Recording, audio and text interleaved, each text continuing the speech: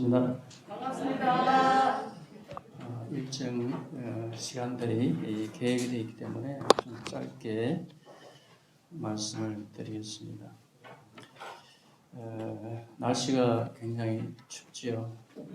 추운 이유는 다 아시지요? 일기예보를 워낙 잘 해주기 때문에 미리 다 우리는 알고 있습니다. 신호를 빨리 정확하게 받기 때문에 대비도 잘 하고 있고 연력이나 난방비가 많이 올라가지만 그런 대로 다 준비를 다 하고 있습니다. 근데 저기 북한 같은 경우에는 일기예보가 정확하지 않고 늦기 때문에 그것 때문에 많은 사람들이 목숨을 잃는다고 넘어온 사람들이 많이 이야기를 합니다. 이제 어부들이 배를 가지고 바다에 나가야 되는데 나가는 순간 그 목숨은 자기 것이 아니랍니다. 기후의 일기에 따라서 목숨이 왔다 갔다 하는데 이 북한 사람들이 가장 잘 듣는 것이 남한의 일기예보랍니다. 북한 것은 아주 맞지 않기 때문에 남한 일기예보는 언제나 정확하다 신뢰를 하고 남한의 일기예보를 듣고 바다로 나간다고 합니다. 지금은 기상 관측 기술이 굉장히 좋죠. 인공위성을 띄워서 그렇게 관측을 하고 빠르면은 한 달 전 예측을 내보내고 태풍이 온다고 한다면은 태풍이 생기기도 전에 그 기압의 모양을 보고 이제 태풍이 생기기 전까지 그걸 예측을 하고 미리 알려줍니다. 굉장하죠. 점점 정확하고 신뢰감이 있는 것이고 이것을 많은 사람들이 당연히 이용하죠. 그런 정확한 일기예보를 듣지 않고 이용을 하지 않는다면은 자기만 손해보는 거예요. 한 개인이 손해를 보기도 하지만 큰 배를 몰고 나가는 이런 경우에는 그 배가 파손하면 엄청난 손실이 납니다. 얼마 전에도 중국 화물선인가요? 대한해협에서 폭풍을 만나가지고 침몰하고 이래서 몇 명이 구조가 되고 또 몇 명은 죽고 분명히 일기예보를 했을 텐데 그것을 무시하고 나가서 큰 배가 침몰을 했습니다. 우리 인간 세상에도 그런 신호를 중요하게 여기고 그것을 어기면은 막대한 손해를 본다는 것을 수없이 경험을 하잖아요. 이제 우리의 영혼에 대해서 하나님은 어느 날 갑자기 신호를 보내신 분이 아니에요. 태초부터 계속해서 신호를 보내시고 많은 선지자들 또 믿음의 선진들을 통해서 전달하고 기록하고 우리가 들고 있는 이 성경의 말씀을 통해서 지금까지 끊임없이 신호를 보내주시고 계십니다. 여기 앉아있는 우리 성도님들은 그 신호를 신뢰하고 그 정확함을 너무나 잘 알고 있습니다. 성경 예언을 연구하는 학자들, 꼭 우리가 학자가 아니래도 이제까지 꾸준히 참석하셔서 구약의 내용들을 듣기도 하고 또 그 예언이 어떻게 이루어졌는지를 신약의 말씀을 찾아서 확인도 하고 그것을 반복해서 다 들었기 때문에 하나님의 말씀이 얼마나 정확하고 신뢰할 만한 말씀인지 다 알고 계십니다. 확실히 이 지혜라는 것은 무엇인가? 나의 고집이나 어떤 주위에 믿지 못할 그런 것을 따라가는 것이 아니라 정확한 것을 아는 것이 지혜입니다. 그리고 또 그 정확한 것을 나의 것으로 받아들이는 것이 지혜라는 것입니다. 세상에 많은 그 세력들이 있습니다. 뭐 일기예보도 아까 말씀드렸지만은 고기압, 저기압의 세력들이 뒤섞이고 밀리고 당기고 그렇게 해서 이 기후가 막 변하고 하지요. 이 땅에서 많은 혼돈과 무질서들이 있습니다. 이 사람들이 착각하고 또 헷갈리고 어느 것이 옳은지 분간을 못하는 경우가 허다히 많이 있죠. 그러다 보면은 이것저것 내가 잘 판단 못하기 때문에 세력이 큰 쪽으로 따라가면 아무래도 괜찮지 않겠나. 많은 사람들이 가는데 나도 저기에 속하면은 내가 어떤 안전을 보장받지 않을까 이렇게 생각하기 때문에 그 세력에 끌려가기도 합니다. 또 눈에 보이는 좋은 것이 있으면은 그것이 문화가 됐든지 또 그것이 어떤 나의 보기에 나의 덕에 어떻게 되든지 그렇게 보이는 것으로 따라서 쏠려갑니다. 그러나 그런 것들은 많은 변화가 있고 세월이 지나면은 그것도 헛되다 하는 것을 이제 연세가 들면은 그것을 다 알게 됩니다. 세상을 사는 경험이 말해주고 있고 그 경험이 우리를 또한 지혜를 찾도록 조그만한 역할을 인도하는 조그만한 역할을 합니다. 오늘 본문의 말씀은 마태복음 말씀을 좀 보시겠습니다. 7장입니다. 신약성경 10페이지에 있습니다.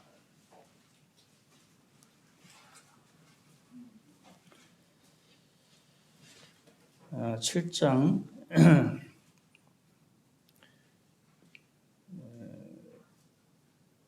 24절 그러므로 누구든지 나의 이 말을 듣고 행하는 자는 그 집을 반석 위에 지은 지혜로운 사람 같으리니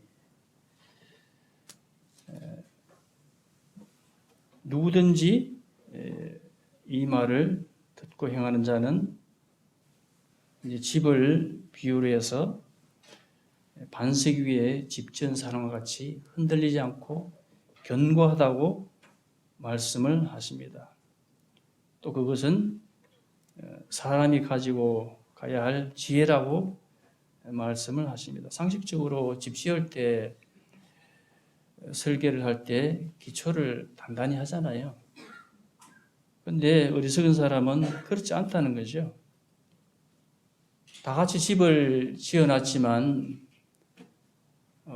그 기초는 보이질 않습니다. 이미 집을 지은 상태가 되면은 그 기초가 보이질 않아요.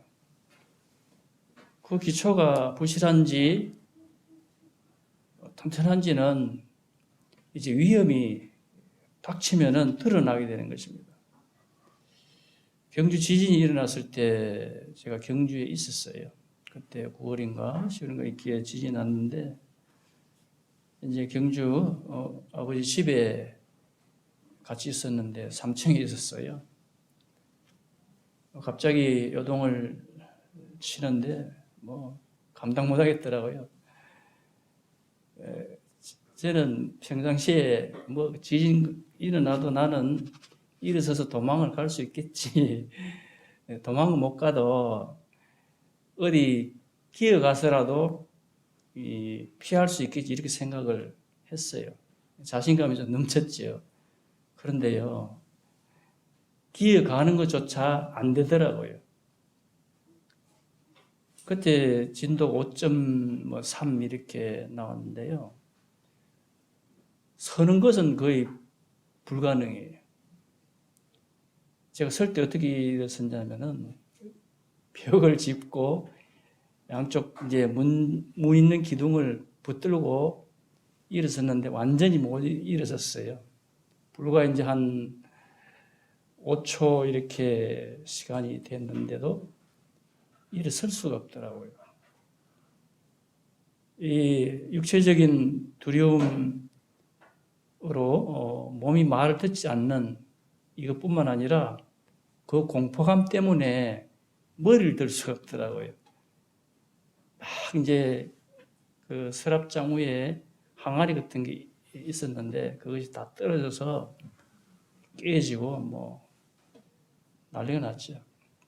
그래서 밑에 이제 나중에 이제 잠잠해지면서 밑에 내려가서 사람들이 다 나왔는데 다음 날 날이 밝아서 이제 제가 집 조사를 했어요. 과연 이 지진이 얼마나 큰 영향을 미쳤는가. 이제 3층 집이니까 기둥을 많이 세워놨는데 그 기둥 하나하나를 제가 체크를 했어요. 이 금이 간 것에다가 이제 매직으로 표시를 딱 해놓고 다음에 지진이 일어나면 그 금이 들어갈 거 아니에요? 또 지진이 약하게 올지라도 그 금이 점점 들어가면은 집이 위험해질 수 있다는 생각 때문에 그 틈들을 전부 제가 이 잣대로 재가지고 체크를 해놨어요. 그리고 기둥도 내려가서 보니까 기둥 끄트머리에 그 타일인가요? 벽돌인가요? 그 기초하고 기둥 세워놓은 그 접지점에 밀려 놓았더라고요. 그것을 보고는 깜짝 놀랐어요. 기초를 정말 잘 해야 되겠구나. 그 기초가 부실하면은 그 집은 폭삭 내려앉는 거잖아요, 그죠? 굉장히 실제 체험하니까 기초가 얼마나 중요한지 생각이 되더라고요.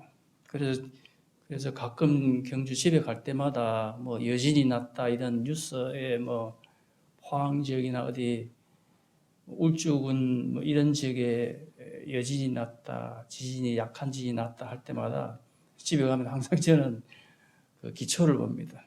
기둥을 주차를 하면서 기둥을 항상 확인을 해요.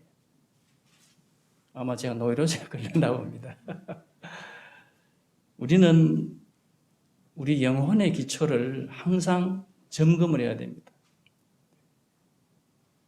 나의 영혼의 기초뿐만 아니라 다른 사람들의 영혼의 기초도 돌아보고 점검을 해보고 그래서 그 부분에 대해서 이야기를 해 주셔야 됩니다. 그 무서움을 겪어본 사람은 다 알잖아요.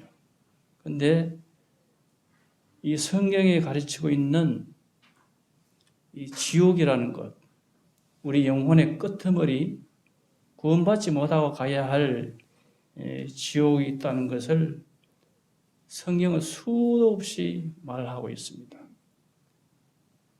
그래서 이 부분을 우리는 우리 개인이 이야기할 뿐만 아니라 교회에서도 각종 집회를 통해서 늘 말합니다. 이 본문의 내용은 어떤 내용이냐면은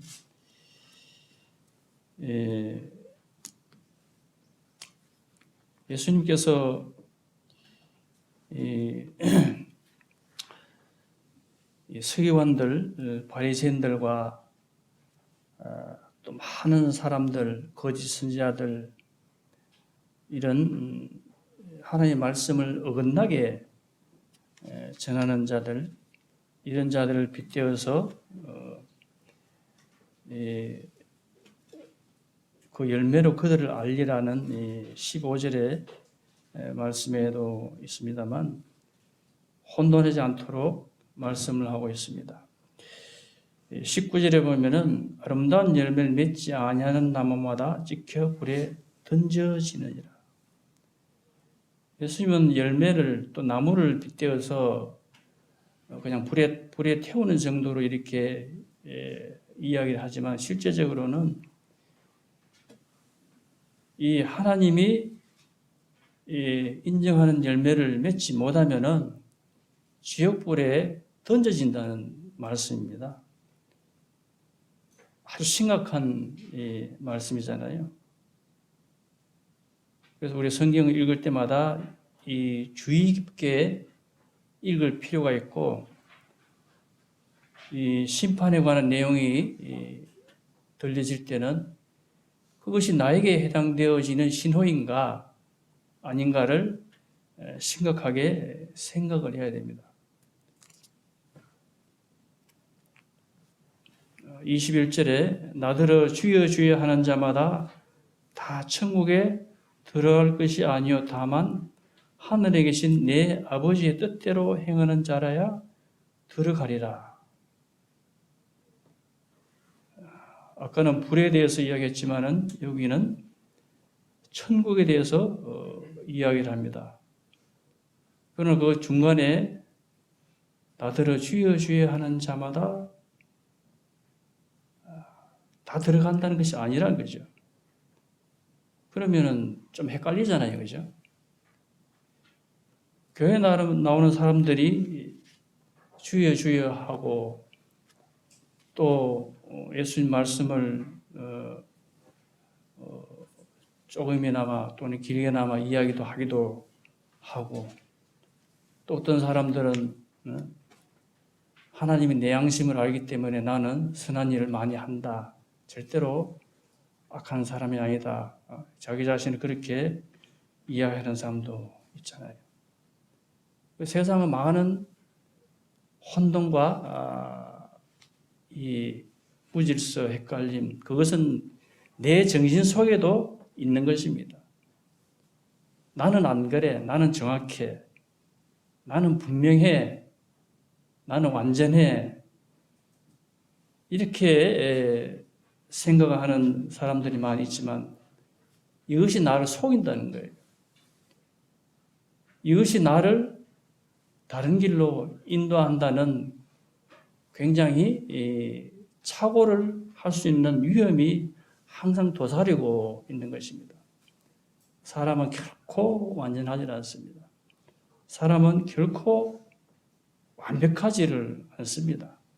하나님은 그걸 아시기 때문에 우리의 모든 연약함을 주님의 말씀으로, 진리의 말씀으로 인도하시기 위해서 이 땅에 오셨고, 우리의 영혼을 바른 길로 인도하시기 위해서 이 땅에 오셔서 이 하나님의 말씀을 전하시고 가르쳤습니다. 마태복음 7장 28절에 예수께서 이 말씀을 마치심에 무리들이 그의 가르침에 놀라니 이는 그 가르치는 것이 권위 있는 자와 같고 그들의 서기관들과 같지 아니함일러라. 이 서기관들은 하나님의 말씀을 가장 잘한다고 우기는 자들이었어요. 그런데 문제는 잘 알 수 있는 그 부분뿐만 아니라 이들이 자기의 세력을 형성을 했어요.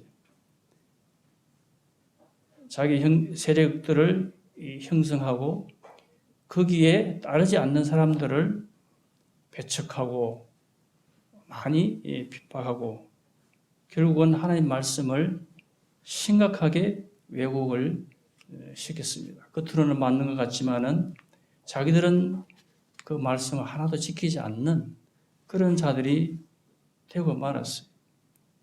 그래서 예수님이 하시는 말씀은 그들과 같지 않은 그라는 것을 이 무리들이 알고는 굉장히 놀라워했다, 이렇게 기록이 되어 있습니다. 예수님은 누구십니까? 예수님은 어떤 권세를 가지고 있습니까? 하나님의 말씀을 선언하고 선포하는 진리의 말씀을 하시는 그런 권세를 가지고 있습니다. 또 다른 권세는 죄를 사하는 권세를 가지고 있습니다. 우리가 잘 아는 이 중풍병자를 낫게 하기 위해서 사람들이 그를 침상에 메어다가 예수님이 저 안쪽에 계시는데 이 사람들을 뚫고 들어갈 수가 없으니까 이 지붕에 올라가서 지붕에다 구멍을 내어서 중풍병자를 매달아 내렸지요. 얼마나 간절했으면 그렇게 했을까요? 그런데 예수님은 그 중풍병자를 보시고서는 무슨 말씀을 했습니까? 네 병이 나았으니 걸어가라고 이렇게 말씀을 먼저 하신 것이 아니에요. 내 죄사함을 받았다고 이렇게 말씀을 먼저 했습니다. 그러니까 많은 사람들이 기대하고 꼭 봐야 될 장면을 보질 못했어요. 갑자기 내 죄사함을 받았다 이렇게 하니까 이건 아닌데 사람들이 그 기대감을 상실해버렸어요. 더군다나 이 서기관들은 얼마나 놀랐겠어요.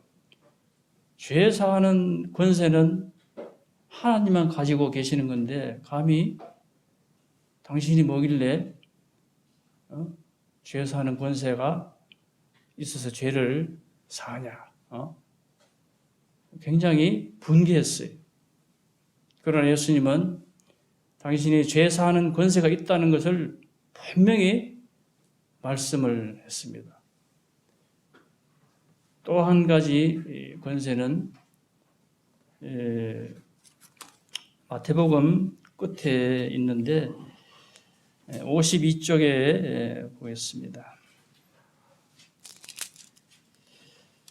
28장 18절에 말씀이 있습니다.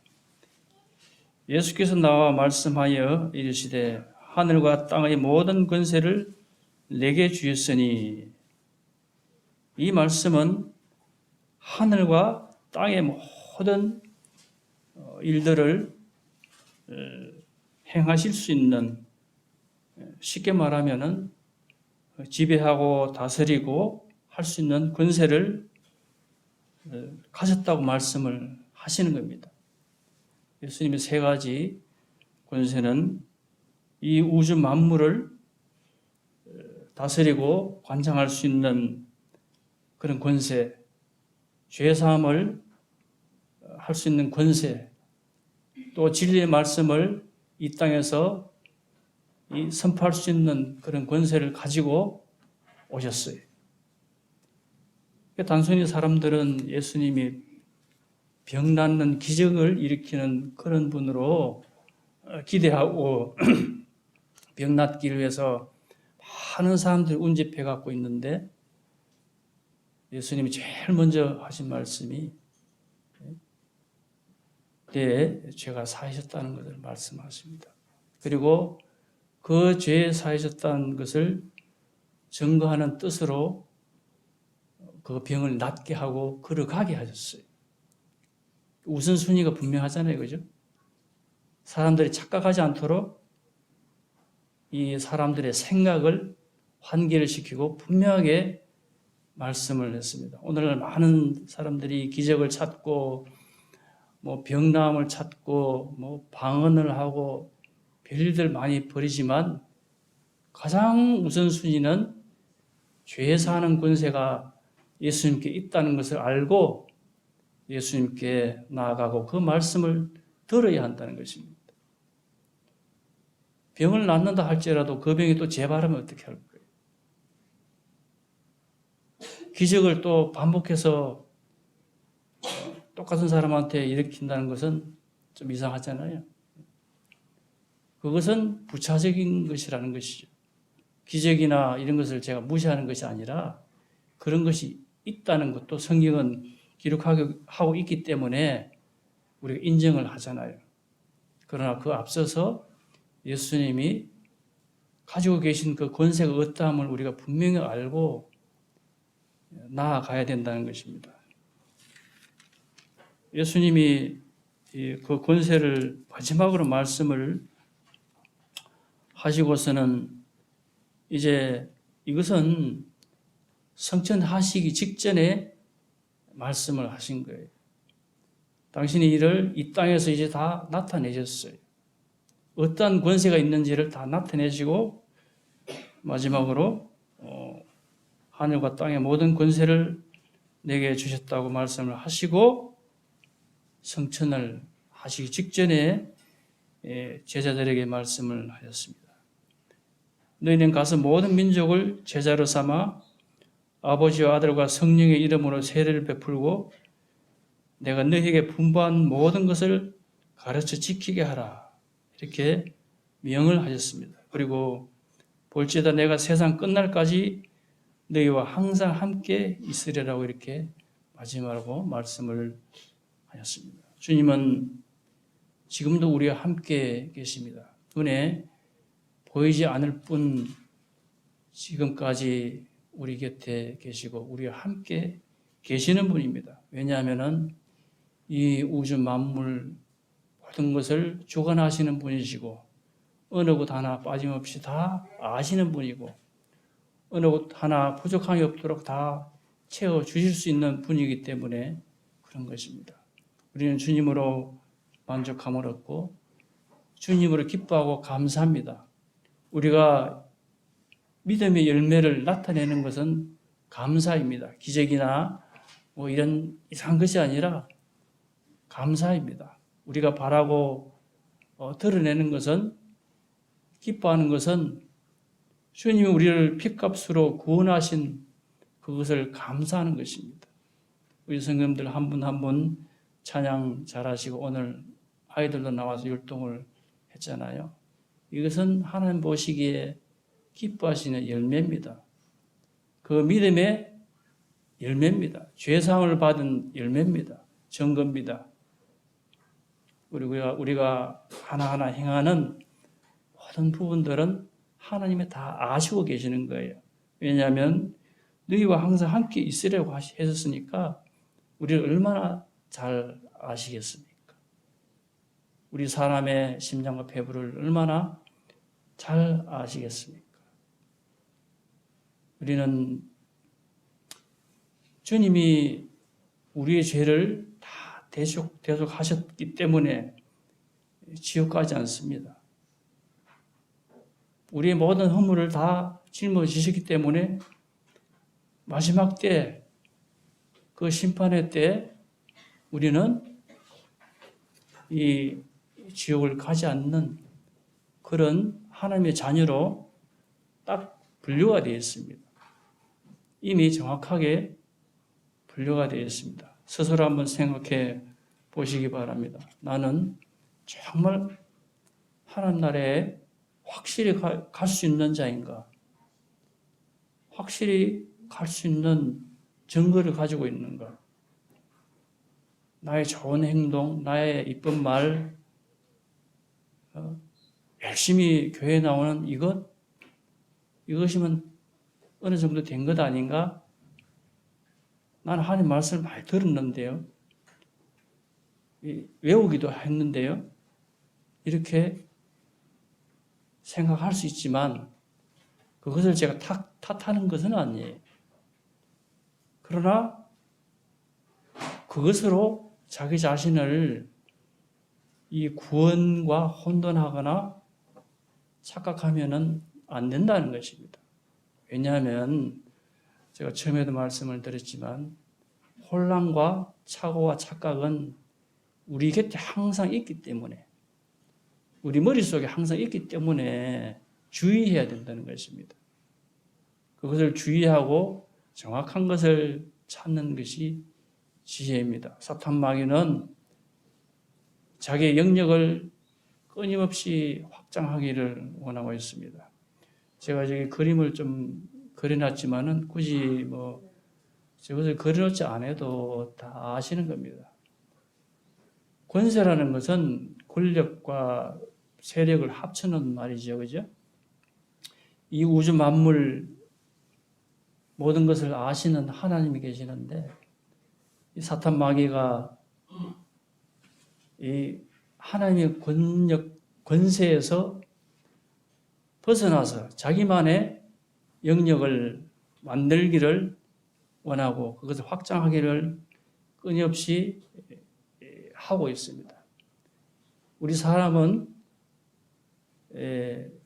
마귀의 권세의 영향도 심각하게 받고 있지만 또한 하나님의 영향도 많이 받고 있는 어떻게 보면은 섞여 있는 혼란 중에 있는 상태입니다. 그러나 때가 이르면 분명히 그것을 하나님이 정확하게 가르는 날이 올 것입니다. 그것은 심판의 날이 될 것이고 이 은혜의 날이 다 끝나가면은 이제 혼란은 없어지고 분명한 지역과 심판의 때가 우리를 기다리고 있을 것입니다.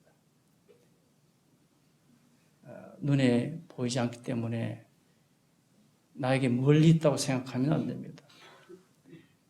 사람의 목숨이 언제 어떻게 될지 모르잖아요. 아무리 멀리 있다고 할지라도 위험 신호를 받으면은 대책은 세워놓는 것이 지혜잖아요. 그죠? 서두 일기예보를 말씀드렸지만은 보름 전에 한 달 전에 다 그 일기예보 신호가 뉴스를 통해서 다 나온다 그랬잖아요.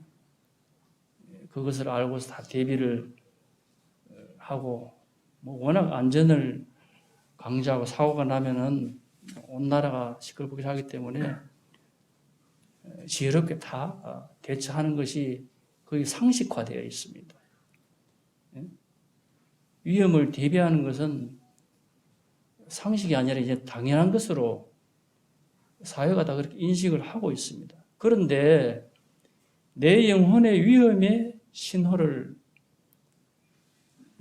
받고도 대책을 세우지 않는다는 것은 너무나 지혜롭지 않은 일이잖아요. 그죠? 우리는 우리의 죄 때문에 아무 대책 없이 지옥을 갈 수밖에 없지만 주님은 이 땅에 오셔서 진리의 말씀을 선포하시고 자기가 어떠한 분인가를 어떠한 권세를 가지고 있는 분인가를 말씀을 해 주셨습니다. 주에서 하는 권세가 있다고 분명히 말씀을 하셨습니다. 이 우주 만물의 모든 권세를 가지고 있다고 심판의 권세까지 다 가지고 있다고 말씀을 해 주시고 성천을 하였습니다. 주님은 감사하고 은혜로운 분이기도 하지만 믿지 않는 자들에게는 심판의 주님으로 오신다는 것을 분명히 말씀을 통해서 이야기를 성경은 거듭거듭 하고 있습니다. 우리 모두 주님의 말씀을 다시 한번 이 복음의 말씀은 끊임없이 전해지고 반복해서 전해지기 때문에 어뢰 교회 가면 저런 소리 하겠지 이렇게 받아들이는 분이 없기를 바랍니다. 그리고 입을 벌려서 기쁨으로 감사한다는 이것이 의례적으로 교회 가면 당연히 부르고 그 진행 절차에 따라서 하는 것으로 생각하시면은 굉장히 귀한 열매라는 것을 우리는 생각을 해 보아야 될 것입니다. 남은 시간 절차가 있기 때문에 이것으로 마치도록 하겠습니다. 감사합니다.